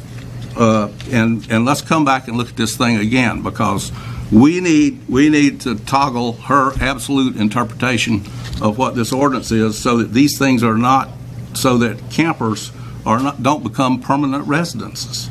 And that's going to become another problem in Beaufort County. Mr. Chairman, yes, sir. If you look at page 2 of the handout, it says, number 1, a private road should be defined as any road, lane, drive, or easement which serves 2 or more structures, not facing any public maintained road or highway. And if I may say, the planning department is glad to enforce this ordinance any way the board interprets it and sees that it needs to be enforced. This is our interpretation of it, and it's how it has been interpreted even prior to Mideast taking over. But I think it would be helpful if we can at least read through the parts of the addressing ordinance together that apply to this, and then maybe that will help you to make your decision on that. Well, let me say this before you read, Mr. Chairman. There are several camper parks in Beaufort County using the interpretation that they want to use on this that are complete and total disasters insofar as addressing. We have people living there year-round. There's all kinds of things going on. So using the word structure is the key word in all of this. What is a structure? 3 pieces of wood nailed together is a structure. Okay, there's a motion on the floor, and it's a second. Yeah, a slight bit of discussion here. Dan, Yeah. Yes. slow it down if you can. Yeah, keep it short. We're ready to vote. Yeah, no, but we always have a discussion period. Go ahead. Okay. What, the way I see it, years ago, when we enacted the subdivision ordinance, I remember Commissioner Richardson, you were on the board, I was on the board. We didn't want the subdivision ordinance, but we both used our talents to help craft as good a subdivision ordinance as was possible at that time. One of the things I see bleeding in here, and I may be wrong, you could probably correct me, but when you take one piece of property with one septic system and you say we're going to put another structure on this septic system, I think you've got a problem unless you get the environmental health to approve the extra bedrooms. Then you've still got another problem in that you're going to have to separate the utilities. You have to have a separate water meter, and you're going to have separate boxes for your electricity.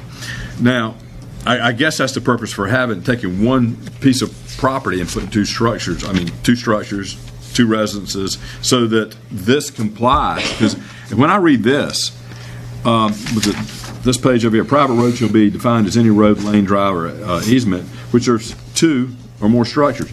To me, to serve two structures, those structures have got to be viable for some purpose, right? I mean, we're not talking about a chicken coop. We're talking about a place where people live. Am I not right? To answer your question about the septic, they have to get an improvement permit from environmental health before they're approved through planning, and that was taken care of. And sorry, what was your follow-up? Well, that would be taken care of first. Now, my follow-up to what we've just discussed is now you're talking about you're tacitly making changes so that it could be construed that there could be a subdivision of the one lot serving two separate purposes. There's no subdivision occurring here. They applied through the mobile home and travel trailer park ordinance, which would allow with the site plan for multiple on one lot through that mobile home and travel trailer park ordinance. So there was no subdivision in this case. It's an existing lot that they're wanting to set up a minor travel trailer park on, and their site plans are in compliance with the travel trailer park ordinance. But this is more of a broad declaration here discussing that it's for any two or more structures. It doesn't mention trailer park or... This is not from the travel trailer park ordinance. This is from the addressing ordinance. Addressing ordinance. Yes, sir. Gives you part power to do part of this. Am I not right? The addressing ordinance covers addressing, whether it's a mobile home park or a travel trailer park or a single-family house. That's covered under the addressing ordinance, and their standards for development for their site plan for the travel trailer park is covered under the travel trailer park ordinance. That's just pretty standard how those things work. Seems like we're getting down into the weeds, and we're really not getting into the whole ordinance. And thank you, Stan. I do have a copy of the entire addressing ordinance if anybody wants it. I thought it would be good to print out the parts that were actually applicable to this situation, and I would still like to... The subdivision ordinance prevails, not the addressing ordinance. You don't got the wrong ordinance. Commissioner? Yeah, I'd like to rescind my motion, and I would like to table this to next month so we can talk to EMS and Chief Deputy Rose to see whether there would be any confusion because of it. What motion did he make? What motion did he make? Did you make the original motion? They made the motion at the same time. okay, very good. I will caution the board that if you... said I move at the same time. Okay. Well, I'm not rescinding. I will caution the board that if you choose to table it, that's up to you, but you will hold them up on getting their building permits. They can't get that until this is taken Do care we of. have a second? Whoa. Okay. What's the motion again? Vice Chairman Lundy motion. I had the original motion. Okay. Second. Did you second? Yeah. Okay. Is that now Nirvana in the band or State of Mind? We need a ruling on how the motion to table fits into this. It came afterwards. It came afterwards. Yes. Well, ask the attorney. He's our parliamentarian. Within our rules, the motion to table, can it be made at any time? You got to address your... I don't know right at this moment. again, we should table this because this is not a good deal. Question. Okay. Did you take a question? Well, if we're going to vote, then I want to know what I'm voting on. Go voting on To approve the name. yes. To make that into a street. Is that correct? Yes, that is the item for decision, yes. Okay, then all those in favor, raise your right hand. All those opposed? Name the street. Name the street. And item number 2 under items for decision was the petition to name a private road, Trejo Road, in the Chocowinity Township. We do need to pull that one until next month. The applicant did not get all the signatures on their petition in time. We wanted to go ahead and have the public hearing, so we did not have to have the expense to re-advertise that, but would like to pull that until next month, and I'm not sure if we need a motion for that or not. No. Is that Trejo Road or Danny Trejo Road? Trejo Road. Okay, very good. And item number 3 is text amendment to the subdivision ordinance. You should have an agenda abstract in your packet for that.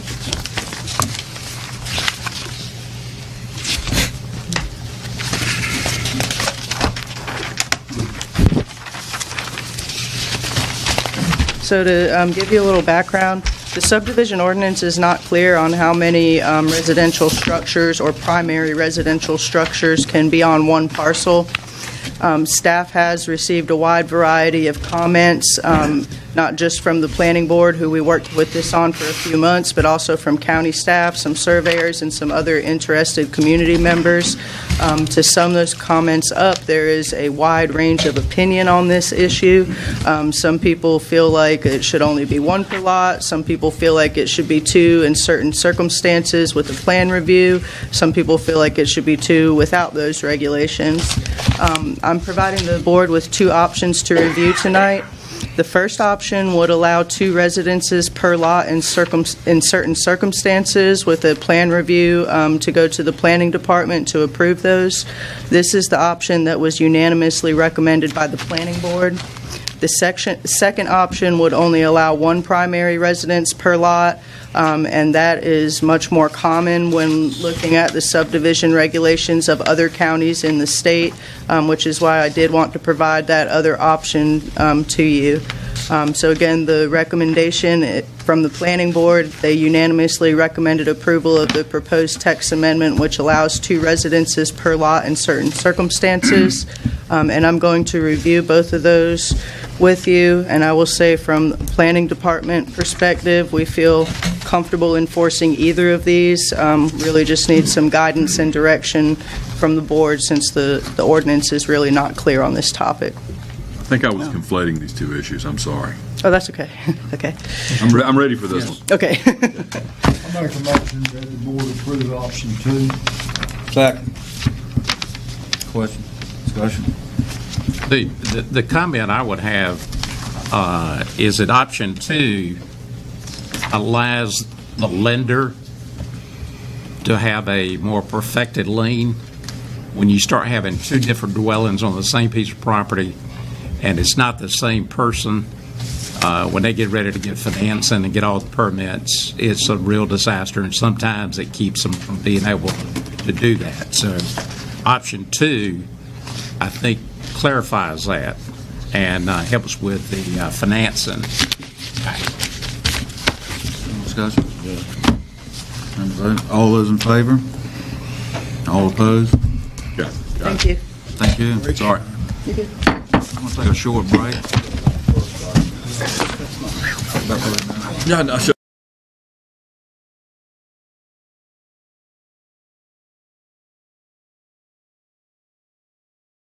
Robert Rodriguez brought him out of jail to train boxers. That's how he got him in the movie business. Okay, we're back. And Mr. Mercer? Commissioners, thank you for allowing me to present tonight. In the January meeting of the EMS Oversight Committee, we received an application from Royal Protection Services, LLC, wishing to start their initial franchise for non-emergent transport service here in Beaufort County, and this is for your first reading. If you have any questions, I have Mr. Andrew Cacaro, one of the co-owners of the company, with us tonight. He's back. What you need, a motion? So moved. First reading. First reading? Second. Do you need a motion? Just to go to the second reading, that's all. All right. No motion. No motion. I'll take mine back. You got it. Thank you very much. Thank you. Thank you for coming. Yes, sir. Lisa? You've got in your packet the agenda abstract. The Holland put out an RFP. We needed some legal services and appraisal services for one of the projects that you approved 2 years ago, I think. And they put the RFP out. They got responses from 3 law firms. And as you have that information, the low bid was Mesa Rayner in Belhaven. They got no response on appraisal services, so they have put that RFP back out. So the recommendation is a motion to retain Mesa Rayner for that legal service. Mr. Chairman, I move that Mesa Rayner be the attorney. So moved. Second. Okay. Any discussion? All those in favor, raise your right hand. All those opposed? Cheap as beer. Thank you. Thank you. It was cheap as beer. Don't get too close, that's all I'm going to say. That bug you had the other day. All right. Any more hand sanitizer? Yeah. I do have some more if you need. No. I didn't bring it with me. If you got As long as you've got it. As long as you've got it. That's all. you have that simple container. Yeah. Okay, well, this goes back to, we were asked earlier on after Hurricane Florence if we needed any help to support the mosquito abatement programs that we have in place. They asked us to send them an itemized wish list.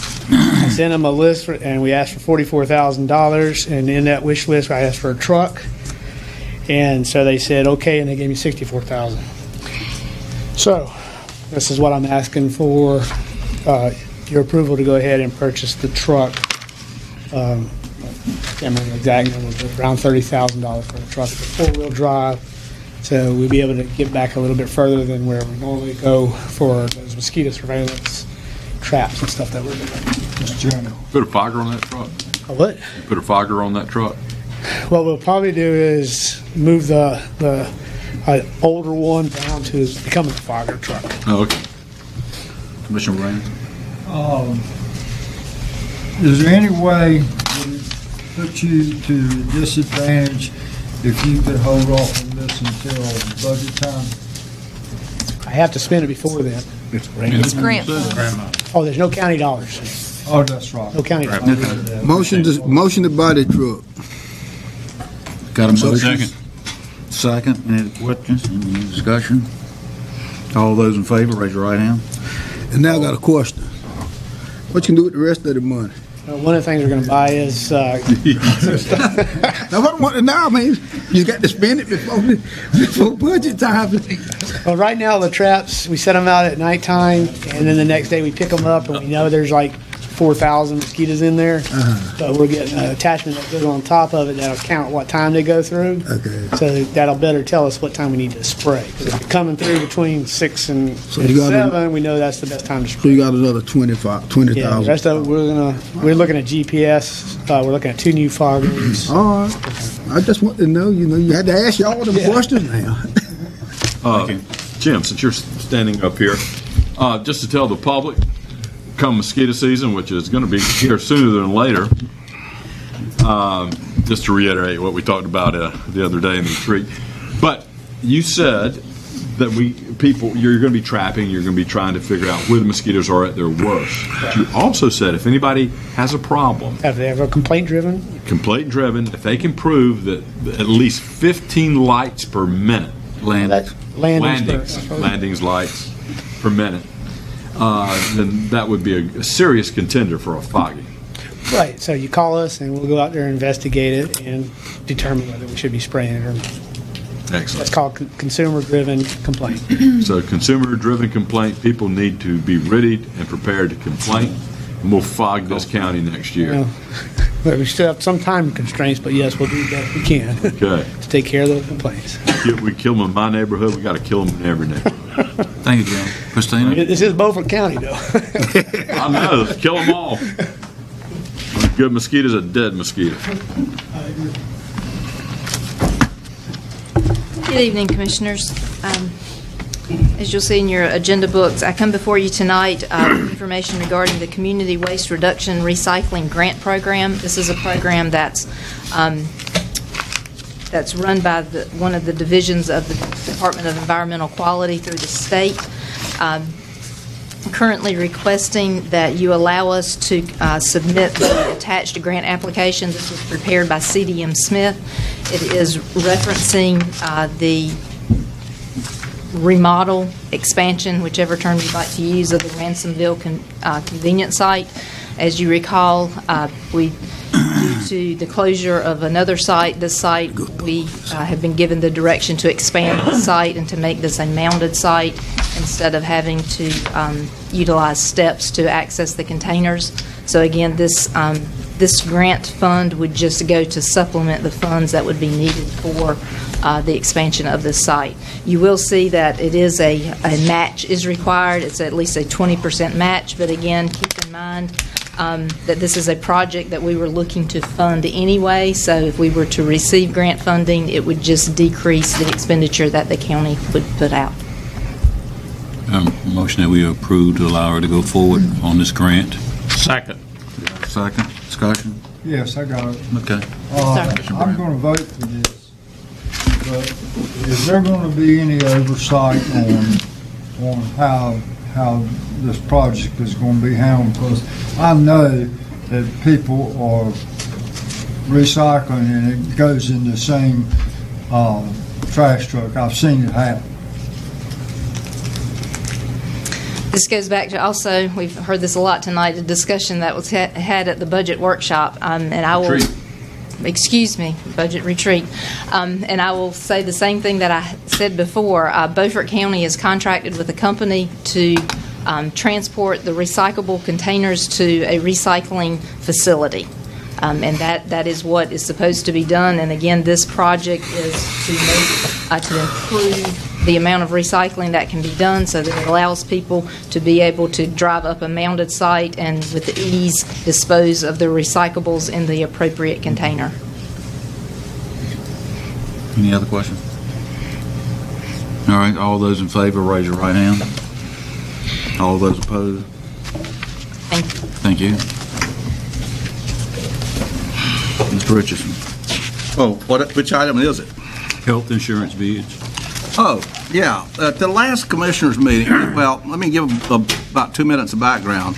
Dale Falwell, the state treasurer, has a terrible fight going on trying to bring efficiency and reduce cost in the state medical plan. Beaufort County, all 390 of our employees are in the state medical plan, so if Falwell manages to reduce cost, we reduce cost. It saves us money. The commissioners, to my chagrin at the last meeting, decided that they were not going to support a resolution to support Dale Falwell, the state treasurer. And I might tell you that there are other organizations that have already done resolutions supporting Dale Falwell. So if the commissioners don't want to see the cost of health care that we're paying for our employees reduced, I think it's time for us to go out and see what the market proposes insofar as competition for the state medical plan.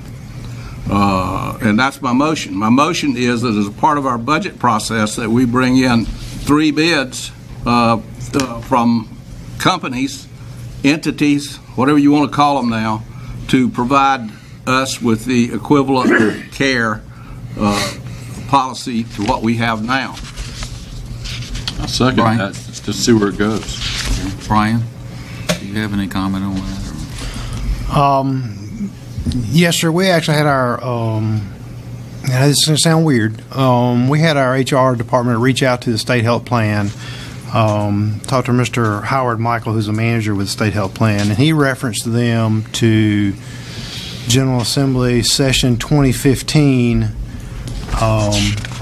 General Statute 135-4847, which says a local government who's participating in the state health plan cannot revoke its participation in the plan. Specifically, it reads, local governments participating in the plan as of April 1, 2016 may elect to withdraw from the participating in the plan effective January 1 of 2017. Notice of withdrawal must be given by the local government to the plan no later than September 15th of 2016. Now, I mean, what I take from that, what he says is, you're in it, you can't get out of it. What I do know, and maybe that's just an argument, I don't know, but that's what he says, and I would let the county attorney take a stab at that. I do know that the plan is capped for local governments at 16,000 members, and it is at that cap. So if you were to get out, if you could get out, you would never be able to get back in. And just for some information, for the last 6 years, there has been an average increase in the state health plan of 2.6%. That's good. 2.6, Brian? On average per year, 2.6%. They also implemented in 2018 where employees start to pay $25 a month on the 70/30 plan, $85 if you're a smoker. So they've differentiated out and said if you're a non-smoker, you pay a cheaper rate. If you're a smoker and you choose not to stop smoking, then you pay a higher rate. That was one of the Treasurer's initiatives. And then for the 80/20 plan, they pay $50 a month, or $110 if you're a smoker. The other information I pulled from Kiplinger said that for the 6 straight years, there's been a 5% increase in employer health coverage in the overall market. So we will. I just bring that information to you for your consideration. I don't. Let me do this. Say this. Number one, the state medical plan is in the hole. So whatever the percentage increases that we are doing is a whole lot less than what we're paying. There's a very good chance that if the state treasurer has his way, that he's going to want to make this thing whole. And my understanding, the last number that I heard was $40 billion in the hole. So when that happens, we're going to have to dig in our pocket to make that up. And so I'm willing to withdraw my motion and make a new motion. Okay. Is my second willing to withdraw? Second. Yeah. I move that we ask our House and Senate representatives to introduce a local bill so that Beaufort County can, at our option, we don't have to, at our option, can withdraw from the state medical plan. Then we can go out, and then after that, I'm going to go back and after you pass this, I'm going to make my other motion. Because you're in a trap. It's going to cost you a lot of money before it's over with. Well, it's kind of. Do we have a second to use? I'll second it. Okay. But let me just say this: the health insurance problem we have right now is one that needs to be corrected, and you've got a treasurer in North Carolina that's doing everything he can within his power to understand what the problem is, and then hopefully it can be corrected from there. I think we need to work within the good offices of the treasurer to figure out so he can figure out how to best remedy the situation. The problem is health insurance after Obamacare has gone through the roof. It would probably cost the plan we got right now somewhere between $15,000 and $20,000 a year per person or per family, and I don't think that's tenable. I really don't. So I mean, I would be more than glad to seek all options, but I don't want to move in a haphazard manner into any direction where our employees would be jeopardized. Well, you say it's up made sense. It's not a haphazard manner if we ask our representatives to introduce the local bill at our option. See, I get what Hood's saying. This is just an option thing where we've got that in our hip. But we're going to spend a lot of money if we're not careful. Yeah, well, we need to have options, and really, it would probably be wise that every local government have that same option. and know what the market will bear. Commissioner Brown? I'm going to ask Brian a question, but in my opinion, I've seen group insurance that is a lot less than what private insurance is. My question to you is, what we're paying now, could the private firm match that? I can't answer that question. What I will say to you is that I have worked in local governments that have been, this is actually, well, when I worked for the state of North Carolina, I was under the state health plan. Every other entity I've been with before coming to Beaufort County had their own insurance plan. City of Washington has their own insurance plan. County of Granville had their own insurance plan. Smart guy. In that, you're dealing with a pool, and that pool is made up of your employees and your employees only.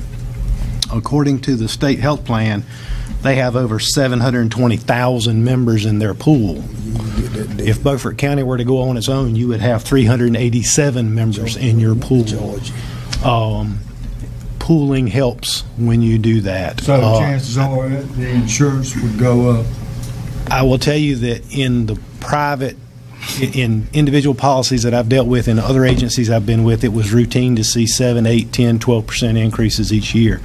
Health insurance is going out the roof, and the way to protect yourself on that, I think, is to pool with others and minimize those risks. And I think the state health plan does that. It's obviously a policy decision by the board to proceed however you wish to proceed with that. Well, let me say this. You say 7, 8, 10%. Okay, sorry. I haven't finished. My wife was in the insurance business for 23 years, and I questioned her about that when I read this. And she said definitely that a pool was the way to go. So that's my opinion. Yeah, and I don't disagree with what y'all have said. I mean, you're right on target. That's exactly how it works. But the unknown in this is the deficiency that's in the state health plan, which is a significant deficiency. All that my motions do is put us in a position of flexibility so that we can jump either way. And there's nothing wrong with that. That's a good business position to be in, to have the option. So you're saying we can either stay or go? Yeah, I'm just asking for the option. When the special legislation is done, we want the option, which we can stay or go. And, you never know. There may be some insurance companies that are willing to come out in order to compete with the state health plan and give us a better deal, just to break the ice with that. So you don't know what's going to happen in the business world, but options are important, and I think we need that option. I don't have a problem with ordinance, well, not an ordinance, but a resolution stating that we have the option to leave or stay. So I'm going to support that. Yeah, I think what will happen is, if this is successful in getting a local bill passed, you'll see other local commissioners groups looking to do the same, just to have the option. I don't believe that. I think you will see some. But the thing is, the pool probably is right now the best, unless it's been mismanaged. And if it's been managed in a terrible way, it could have an anchoring effect to drag us all down. So I think the best option is to have an option as per Hood, but also to support our treasurer to find out where the deficiencies are and do everything within his power to correct them. Okay, we ready to vote? Just let me do one second and I'll be done. Sure. Yeah. Once the legislature finds out how big of a hole the state health plan is in, they are not going to give you the option to get out. If you're going to get an option to get out, you need to get out right now, or you need the option before the storm comes. Because when the storm comes, they're going to keep you in there, because it's going to reduce everybody's cost making up these arrearages. How can they stop you from getting out? Right now, he just read the law. That's why we need the special bill. Yeah, I think what the manager was talking about, we can't get out mid-year. I mean, we can get out at the first of the year. Am I right? Can't get out at all? Well, I mean, I'm not an attorney, and I don't interpret how that is, but the way I read that is it says you had an option to get out, and there was a time period, Yeah. and if you didn't get out, you're in. Yeah, you're in, at least for the rest of the year, right? No. At all? No. Good? For all? Good. That's why we need the special. Okay, thanks. I missed that when you read it. It was the 20. It was the option. It was the 2015 session of the General Assembly. Just done. All in favor? It said local governments participating in the plan as of April 1 of 16 may elect to withdraw from participating in the plan effective January 1 of 17. Notice of withdrawal must be provided to the plan no later than September 15 of 16. Yeah, you're in. But the special legislation can take care of us.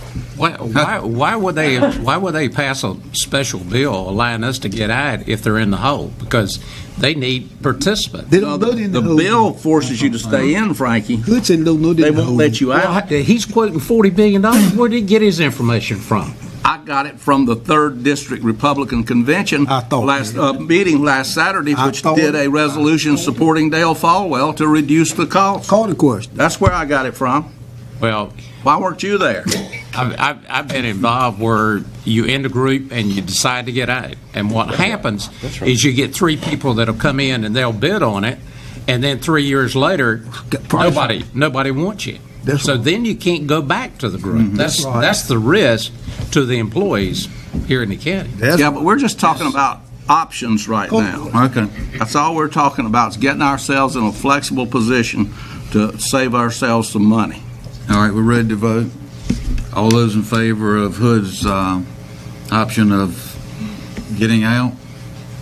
No, go into. I'm sorry. The option to get out should we need to get out. Yeah. Special local bill. As a special local bill. A local bill for an option to get out if we want to. All those to join Hoods. Let's do it. All those opposed? Okay, Hood. Sheriff Department. Okay, we're back to the Sheriff's Department. You know, Commissioner Richardson would like a motion to reduce the Sheriff's Office budget during the year 2019-20 fiscal year. He would also like the manager to present comparable costs from other counties during the budget presentation. Now, I know what the manager is going to say, and that is, the board voted that they didn't want that information, not to do the 10-county study of comparables. But I don't think that keeps him from showing us what a comparable county or two is what the Sheriff's Department is costing. So I make that as a motion.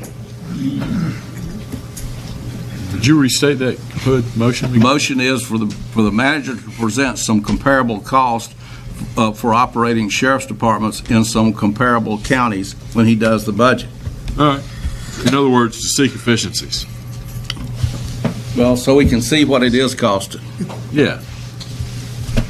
See what other people. To seek comparable efficiencies. Yes. Comparable. Is there a second? I'll second it. Nobody else will. Wait, hold on. Ed, would you like to second it? No, I'm not going to second it. Okay. Should thought I was second. I didn't want to jump in and steal your fire. You go ahead, grandstand. Did you second it? I did, but I thought maybe you would.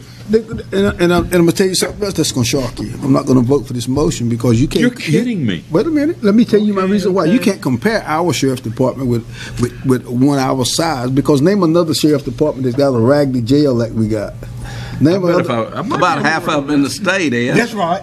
And name another sheriff's department that's sending 50% of their inmates to other entities. Name another department that's doing that. So if you can get those numbers together, then I would consider voting for that. It's all in the parsing of the numbers, Ed. All righty, I got you. That's all I got to say, Mr. Chairman. Okay. The only thing I would recommend to everybody, just keep in mind our sheriff department is pretty unique in the fact of naming how many counties out of 100 is divided by a river.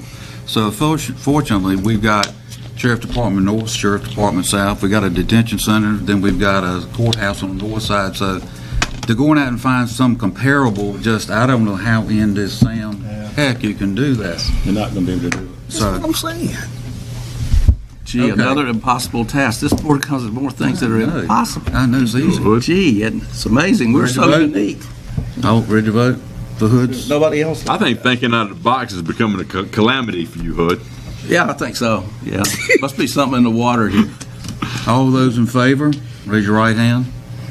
All those opposed? Brian, Antigua. Antigua. Thank you, Mr. Chair, members of the board. As you recall, if you look in your agenda item, at a regular meeting on June the 12th of 17, the Board of Commissioners held a public hearing and received comments on including the territory within the corporate limits of the town of Pantigua in the Pantigua Rescue District. You have that agenda item attached. There were no comments that were received from the public, and the board voted unanimously to include the town of Pantigua. The town of Pantigua actually passed a resolution asking to be included. When tax bills for 17-18 and fiscal year 18-19 were generated, the rescue service tax was not included on those bills for properties within the corporate limits of the town of Pantigua, so it was missed. The general statutes authorize the county to bill for those uncollected taxes and allows the Board of Commissioners to reset the interest rates, the interest deadlines due to that error. It is our recommendation that you apply the rescue service taxes for 17-18, 18-19, and that be sent to the parcels within the corporate limit, and that those bills be accepted for payment without interest until June 30th. On July 1 of 19, they would begin drawing interest. That's roughly the same amount of time they would normally get if the bills had gone out in July or August. You have a letter that we've attached that explains that would go out with the bill. So we would make a recommendation that you So moved. Second. Question? Ready to vote? All those in favor, raise your right hand. All those opposed? Mr. Alligator. Actually, I think Mr. Leggett is going to present that from DSS. I apologize. I'll get it next meeting. I've got something you'll like. Yeah, Derek. Hey. Good evening, Commissioners. We come to you tonight as a result of our discussion at our annual budget retreat regarding our aging phone system. The current phone system at DSS has failed on multiple occasions, most notably during the first day of Disaster Food Stamp Administration and during LEAP, which is Low Income Energy Assistance Program, both of which are extremely busy times for DSS. As you are aware, it is critical that we have a phone system that we can depend on. We've received multiple Child Protective Services reports for adults and children daily, as well as inquiries regarding Medicaid and food and nutrition benefits. It is imperative that the citizens of Beaufort County have access to our employees by phone. Since 2013, we have spent over $11,000 in repairs to our current system, and our vendors have repeatedly expressed that our system is near its end of life. Tonight, we are requesting your approval to purchase a new phone system for our agency and adopt the budget amendment to pay for the new system. So moved. Second. Third. Now, is this discussion? Yes. Is this phone system going to piggyback with the phone system we discussed at the December meeting? I do believe that I was very clueless of. It is the same phone system. It is, and so there'll be a certain cost efficiency spread to them as well. Yes, and just for the board's perspective, we want to make sure you're clear. This is a sole source purchase under General Statute 143-129E6, with the reasoning being standardization and compatibility as the overriding consideration. The general statutes allow you to do that because you have existing phone systems in the county, not just here, but in other places that are compatible with this. So standardization and compatibility is the reason we bring this to you as a sole source. It's not any other reason. Let me ask this question. I'd rather not increase this year's budget or take this out of the fund balance. Is there any way that this can be in next year's budget? I think I know the answer, but not unless you want to wait until July 1 to issue. No, we don't want to do that. And 50% of this will come back under reimbursement.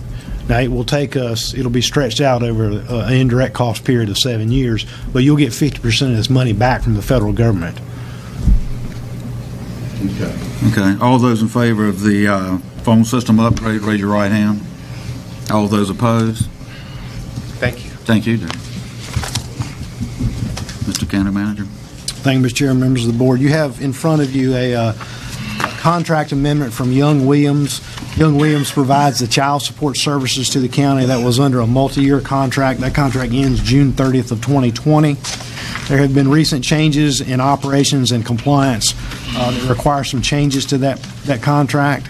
The changes include the non-renewal of a contract with the Sheriff's Office for a deputy that was serving papers for them. Young Williams had a contract directly with the Sheriff's Office to do that. They've changed and let that contract expire, and instead of having an individual deputy, they're going to use the general service method where they just pay $30 and it goes to the Sheriff's Office and they serve it. So those costs were being reimbursed under your contract, so it reduces that cost, as well as there's some changes from the IRS regarding federal and local background checks and the use of two-factor authentication for computer access under child support, the databases they have access to. So overall, you'll see the changes to the contract reduce the cost to the county in this fiscal year by $53,600, and then in next fiscal year, which is the last year of the contract, it would reduce the cost to the county by $107,200. So we would recommend your approval on that. So moved. Second. Any questions? Discussion? All those in favor, raise your right hand. All those opposed?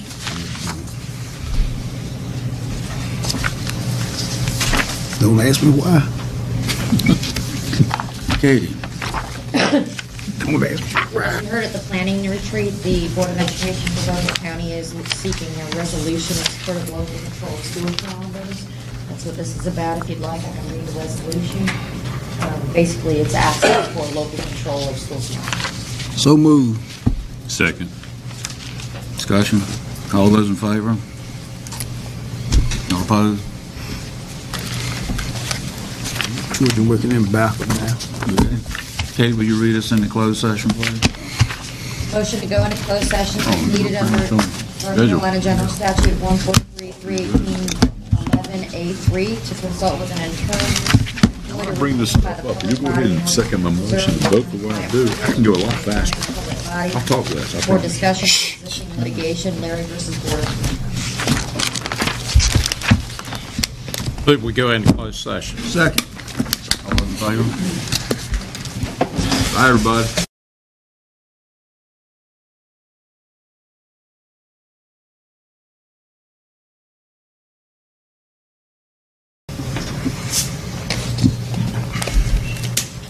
Okay, we're back.